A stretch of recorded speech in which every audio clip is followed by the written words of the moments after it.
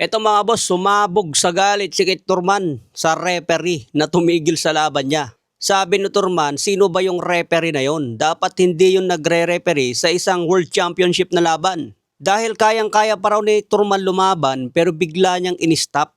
Sabi ni Turman, komportable na raw si Pundura sa pagbato niya ng suntok. Konting pagkakamali na lang daw ni Pundura, masingitan na ni Turman. Kapag napabagsak niya si Pundura, pwedeng mabago na ang laban. Pinaalala din ni Turman yung mga nakarang laban na kahit duguan na, wasak-wasak na ang muka, tuloy pa rin ang laban.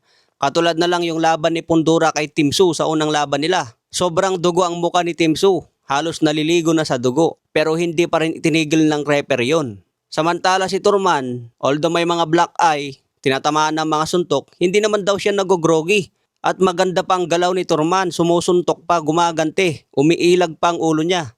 Pero bakit daw tinigil agad ang laban niya? Kaya bad trip talaga si Turman mga boss. Pinagmumura niya yung putek na referee na yon. Tama naman si Turman dito mga boss, kahit nagugulpi na siya.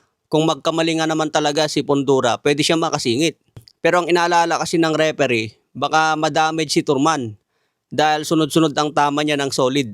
Kumbaga ang referee kasi yung kaligtasan ng boksingero ang inuuna nila. Marami pang laban sa boxing ang mas grabe na damage katulad na lang ni Margarito noon kontra Manny Pacquiao.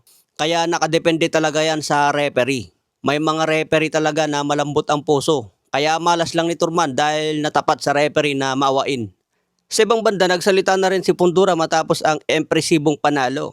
Sabi ni Pundura, pinag-aralan niya yung galaw ni Turman laban kay Manny Pacquiao at Josecito Lopez. Napansin daw niya kung saan ang may butas at magandang tamaan si Turman. Nakita niya na may opening daw para sa kanyang overhand left. Kahit sinasabi daw ng iba na uppercut ang pamatay niya kay Turman, para kay Pundura mas mabilis daw tamaan si Turman ng overhand left. Dahil napanood daw niya ang laban ni Turman kay Manny Pacquiao kung saan nakakatama si Pacquiao ng malinis kay Turman. Parehas si Pacquiao at Pundura na southpaw ang kanilang stance. Kaya inaral daw talaga ni Pundura ang galawan ni Turman laban kay Pacquiao. Kaya naging matalino ang galawan ni Pundura sa laban dito. Consistent at madisiplina. May bagong kartada ngayon si Pundura na 24 wins, 16 KOs, may isang talo. Sa ibang banda naman, Floyd Mayweather Jr. sinabing exhibition fight lang ang laban niya kay Manny Pacquiao. Sinabi niya mismo sa interview. Ang sabi ni Manny Pacquiao, tunay na laban. In-announce niya, real fight ito. At sinabi din ng Netflix, real fight ang bakbakan. Pero sa interview ni Floyd Mayweather kanina, hindi raw ito real fight kundi exhibition fight lang.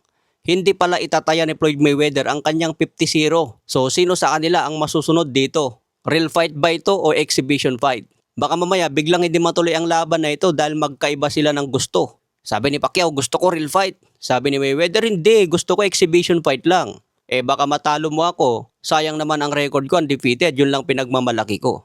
So abangan natin ang update tungkol dyan mga boss kung ano ba talaga.